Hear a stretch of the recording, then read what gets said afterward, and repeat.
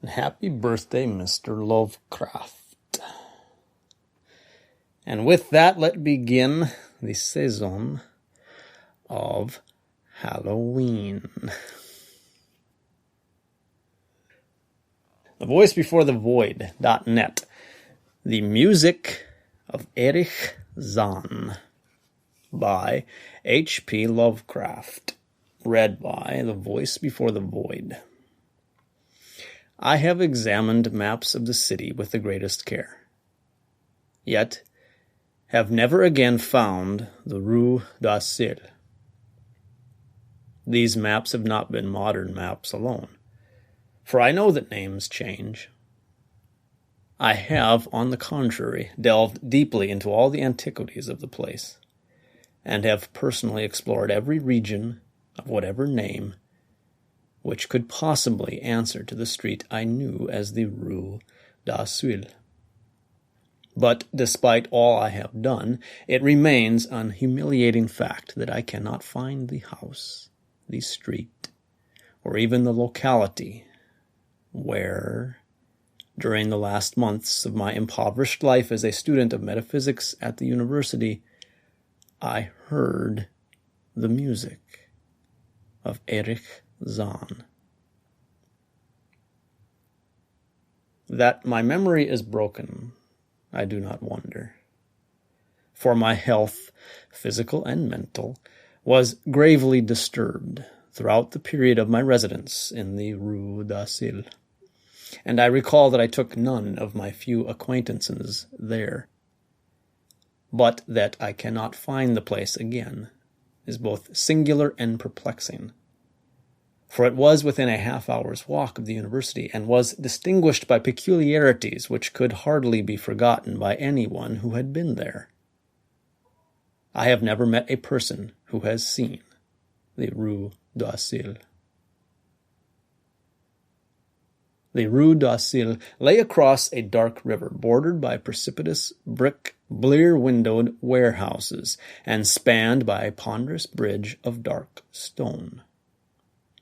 It was always shadowy along that river, as if the smoke of neighboring factories shut out the sun perpetually. The river was also odorous with evil stenches, which I have never smelled elsewhere, and which may someday help me to find it, since I should recognize them at once. Beyond the bridge were narrow cobbled streets with rails, and then came the ascent, at first gradual, but incredibly steep, as the Rue d'Assir was reached. I have never seen another street as narrow and steep as the Rue d'Assir. It was almost a cliff, closed to all vehicles, consisting in several places of flights of steps, and ending at the top in a lofty ivied wall. Its paving was irregular, sometimes stone slabs, sometimes cobblestones, and sometimes bare earth with struggling greenish-gray vegetation. The houses were tall, peaked-roofed, incredibly old, and crazily leaning backward, forward, and sideways. Occasionally an opposite pair, both leaning forward, almost met across the street like an arch, and certainly they kept most of the light from the ground below. There were a few overhead bridges from house to house across the street. The inhabitants of that street impressed me peculiarly. At first I thought it was because they were all silent and reticent, but later decided it was because they were all very old. I do not know how I came to live on such a street, but I was not myself when I moved there. I had been living in many poorer places, always evicted for want of money, until at last I came upon that tottering house in the Rue d'Assir, kept by the paralytic Blandot. It was the third house from the top of the street, and by far the tallest of them all.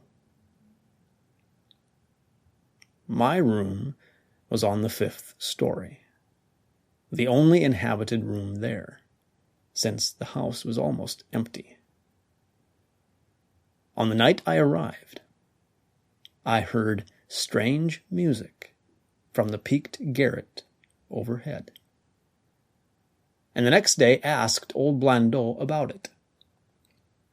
He told me it was an old German viol player, a strange, dumb man who signed his name as Erich Zahn, and who played evenings in a cheap theater orchestra, adding that Zahn's desire to play in the night after his return from the theater was the reason he had chosen this lofty and isolated garret room, whose single gable window was the only point on the street from which one could look out over the terminating wall at the declivity and panorama beyond.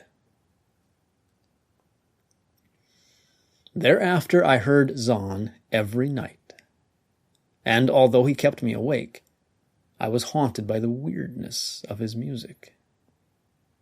Knowing little of the art myself, I was yet certain that none of his harmonies had any relation to music I had heard before, and concluded that he was a composer of highly original genius. The longer I listened, the more I was fascinated, until after a week I resolved to make the old man's acquaintance. One night, as he was returning from his work, I intercepted Zahn in the hallway and told him that I would like to know him and be with him when he played.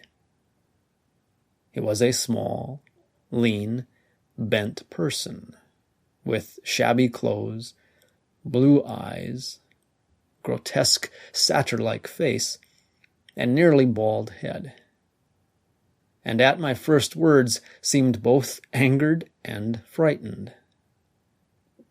My obvious friendliness, however, finally melted him, and he grudgingly motioned to me to follow him up the dark, creaking, and rickety attic stairs. His room, one of only 2 in the steeply pitched garret, was on the west side, toward the high wall that formed the upper end of the street. Its size was very great, and seemed the greater because of its extraordinary barrenness and neglect.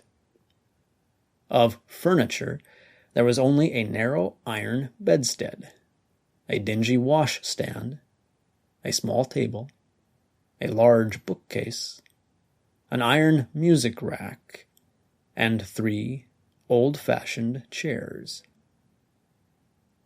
Sheets of music were piled in disorder about the floor. The walls were of bare boards, and had probably never known plaster, whilst the abundance of dust and cobwebs made the place seem more deserted than inhabited. Evidently, Erich Zahn's world of beauty lay in some far cosmos of the imagination. Motioning me to sit down, the dumb man closed the door, turned the large wooden bolt, and lighted a candle to augment the one he had brought with him. He now removed his viol from its moth-eaten covering, and, taking it, seated himself in the least uncomfortable of the chairs. He did not employ the music rack, but, offering no choice and playing from memory, enchanted me for over an hour with strains I had never heard before, strains which must have been of his own devising. To describe their exact nature is impossible for one unversed in music. They were like a kind of fugue, with recurrent passages of the most captivating quality, but to me were notable for the absence of any of the weird notes I had overheard from my room below on other occasions. Those haunting notes I had remembered, and had often hummed and whistled inaccurately to myself. So when the player at length laid down his bow, I asked him if he would render some of them. As I began my request, The wrinkled, satyr-like face lost the bored placidity it had possessed during the playing, and seemed to show the same curious mixture of anger and fright which I had noticed when first I accosted the old man. For a moment I was inclined to use persuasion, regarding rather lightly the whims of senility, and even tried to awaken my host's weirder mood by whistling a few of the strains to which I had listened the night before. But I did not pursue this course for more than a moment, for when the dumb musician recognized the whistled air, his face grew suddenly distorted, with an expression wholly beyond analysis, and his long, cold, bony right hand reached out to stop my mouth and silence the crude imitation. As he did this, he further demonstrated his eccentricity by casting a startled glance toward the lone, curtained window, as if fearful of some intruder. A glance doubly absurd, since the garret stood high and inaccessible above all the adjacent roofs, this window being the only point on the steep street, as the concierge had told me, from which one could see over the wall at the summit. The old man's glance brought Blandot's remark to my mind, and with a certain capriciousness I felt a wish to look out over the wide and dizzying panorama of moonlit roofs and city lights beyond the hilltop, which, of all the dwellers in the Rue d'Assile, only this crabbed musician could see. I moved toward the window, and would have drawn aside the nondescript curtains, when with a frightened rage even greater than before, the dumb lodger was upon me again, this time motioning with his head toward the door as he nervously strove to drag me thither with both hands. Now, thoroughly disgusted with my host, I ordered him to release me, and I told him I would go at once. His clutch relaxed, and as he saw my disgust and offense, his own anger seemed to subside. He tightened his relaxing grip, but this time in a friendly manner, forcing me into a chair. Then, with an appearance of wistfulness, crossing to the littered table, where he wrote many words with a pencil in the labored French of a foreigner. The note which he finally handed me was an appeal for tolerance and forgiveness. Zahn said that he was old, lonely, and afflicted with strange fears and nervous disorders connected with his music and with other things. He had enjoyed my listening to his music, and wished I would come again and not mind his eccentricities. But he could not play to another his weird harmonies, and could not bear hearing them from another, nor could he bear having anything in his room touched by another. He had not known, until our hallway conversation, that I could overhear his playing in my room, and now asked me if I would arrange with Blandot to take a lower room, where I could not hear him in the night. He would, he wrote, defray the difference in rent. As I sat deciphering the execrable French, I felt more lenient toward the old man. He was a victim of physical and nervous suffering, as was I, and my metaphysical studies had taught me kindness. In the silence, there came a slight sound from the window. The shutter must have rattled in the night wind, and for some reason I started almost as violently as did Erich Zahn. So when I had finished reading, I shook my host by the hand and departed as a friend. The next day, Blandot gave me a more expensive room on the 3rd floor, between the apartments of an aged moneylender and the room of a respectable upholsterer. There was no one on the 4th floor. It was not long before I found that Zahn's eagerness for my company was not as great as it had seemed while he was persuading me to move down from the 5th story.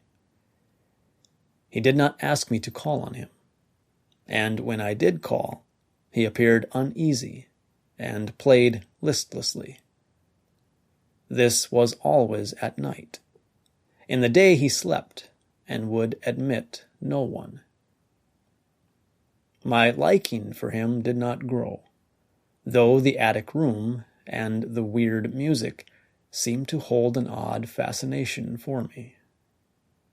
I had a curious desire to look out of that window, over the wall, and down the unseen slope at the glittering roofs and spires which must lie outspread there. Once I went up to the garret during theater hours, when Zahn was away, but the door was locked. What I did succeed in doing was to overhear the nocturnal playing of the dumb old man. At first I would tiptoe up to my old 5th floor. Then I grew bold enough to climb the last creaking staircase to the peaked garret. There, in the narrow hall, outside the bolted door with the covered keyhole, I often heard sounds which filled me with an indefinable dread. The dread of vague wonder and brooding mystery. It was not that the sounds were hideous, for they were not, but that they held vibrations, suggesting nothing on this globe of earth, and that at certain intervals they assumed a symphonic quality, which I could hardly conceive as produced by one player. Certainly, Erich Zahn was a genius of wild power. As the weeks passed, the playing grew wilder, whilst the old musician acquired an increasing haggardness and furtiveness, pitiful to behold. He now refused to admit me at any time, and shunned me whenever we met on the stairs. Then one night, as I listened at the door, I heard the shrieking viol swell into a chaotic babble of sound, a pandemonium which would have led me to doubt my own shaking sanity, had there not come from behind that barred portal a piteous proof that the horror was real, the awful inarticulate cry which only a mute can utter, and which rises only in moments of the most terrible fear or anguish. I knocked repeatedly at the door, but received no response. Afterward, I waited in the black hallway, shivering with cold and fear, till I heard the poor musician's feeble effort to rise from the floor by the aid of a chair. Believing him just conscious after a fainting fit, I renewed my rapping, at the same time calling out my name reassuringly. I heard Zahn stumble to the window and close both shutter and sash, then stumble to the door, which he falteringly unfastened to admit me. This time his delight at having me present was real, for his distorted face gleamed with relief, while he clutched at my coat as a child clutches at his mother's skirts. Shaking pathetically, the old man forced me into a chair, whilst he sank into another, beside which his viol and bow lay carelessly on the floor. He sat for some time inactive, nodding oddly, but having a paradoxical suggestion of intense and frightened listening. Subsequently, he seemed to be satisfied, and, crossing to a chair by the table, wrote a brief note, handed it to me, and returned to the table, where he began to write rapidly and incessantly.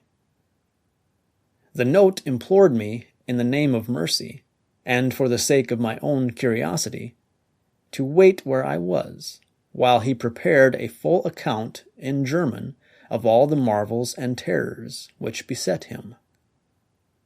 I waited, and the dumb man's pencil flew. It was perhaps an hour later, while I still waited, and while the old musician's feverishly written sheets still continued to pile up, that I saw Zahn start, as from the hint of a horrible shock. Unmistakably, he was looking at the curtained window, and listening shudderingly. Then I half fancied I heard a sound myself, though it was not a horrible sound, but rather an exquisitely low and infinitely distant musical note, suggesting a player in one of the neighboring houses, or in some abode beyond the lofty wall, over which I had never been able to look. Upon Zahn, the effect was terrible, for, dropping his pencil, suddenly he rose, seized his viol, and commenced to rend the night with the wildest playing I had ever heard from his bow, save when listening at the barred door. It would be useless to describe the playing of Erich Zahn on that dreadful night. It was more horrible than anything I had ever overheard, because I could now see the expression on his face, and could realize that this time the motive was stark fear. He was trying to make a noise, to ward something off, or drown something out. What, I could not imagine, awesome though I felt it must be. The playing grew fantastic, delirious, and hysterical, yet kept to the last the qualities of supreme genius which I knew this strange old man possessed. I recognized the air. It was a wild Hungarian dance popular in the theaters, and I reflected for a moment that this was the first time I had ever heard Zahn play the work of another composer. Louder and louder, wilder and wilder, mounted the shrieking and whining of that desperate viol. The player was dripping with an uncanny perspiration, and twisted like a monkey, always looking frantically at the curtained window. In his frenzied strains I could almost see shadowy satyrs and bacchanals dancing and whirling insanely through seething abysses of clouds and smoke and lightning. And then I thought I heard a shriller, steadier note that was not from the viol. A calm, deliberate, purposeful, mocking note from far away in the west. At this juncture, the shutter began to rattle in a howling night wind, which had sprung up outside, as if in answer to the mad playing within.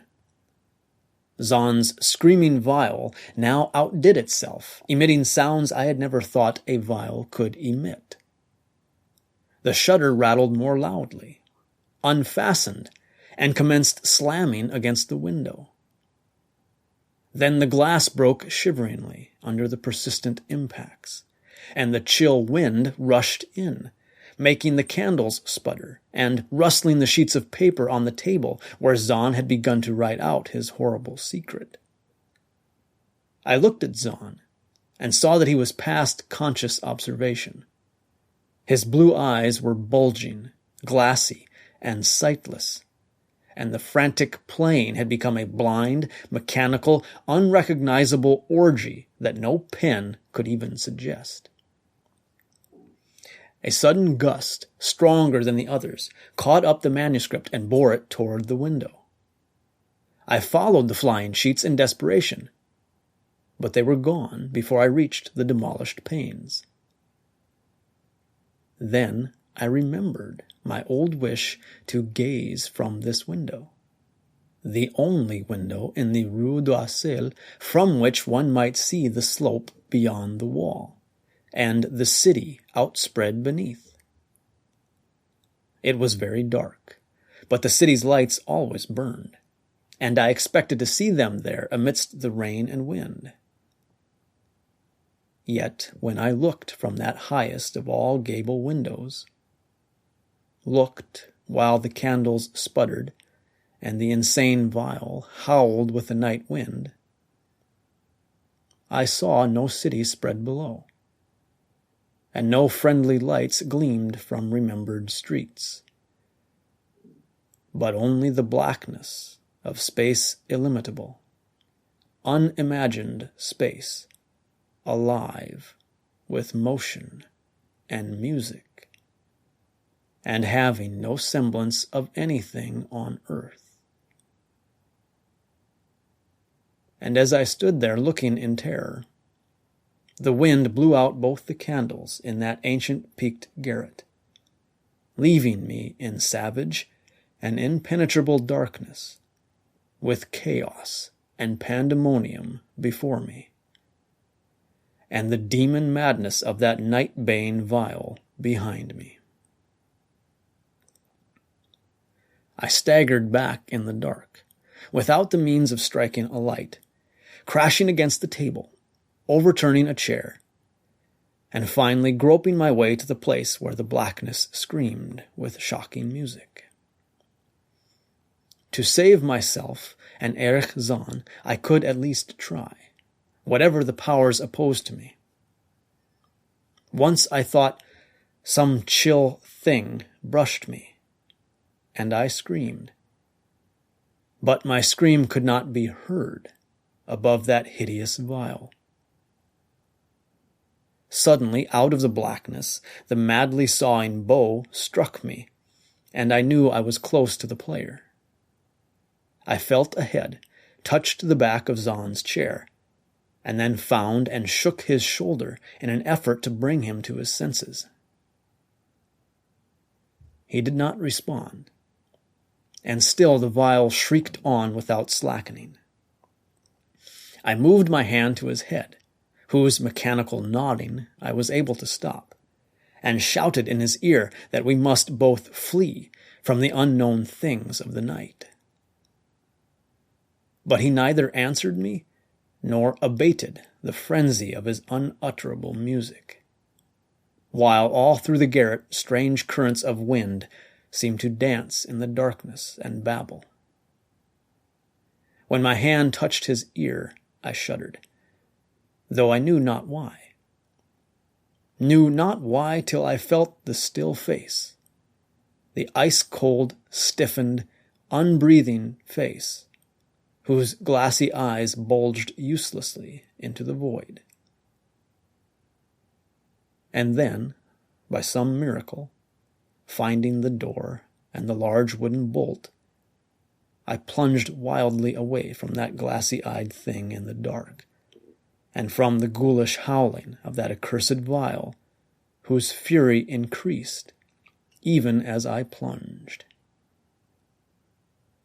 Leaping, floating, flying down those endless stairs through the dark house, racing mindlessly out into the narrow, steep, and ancient street of steps and tottering houses, clattering down steps and over cobbles to the lower streets and the putrid canyon-walled river, panting across the great dark bridge to the broader, healthier streets and boulevards we know. All these are terrible impressions that linger with me. And I recall that there was no wind, and that the moon was out, and that all the lights of the city twinkled. Despite my most careful searches and investigations, I have never since been able to find the Rue d'Oisille. But I am not wholly sorry, either for this or for the loss in undreamable abysses of the closely written sheets, which alone could have explained the music of Erich Zann.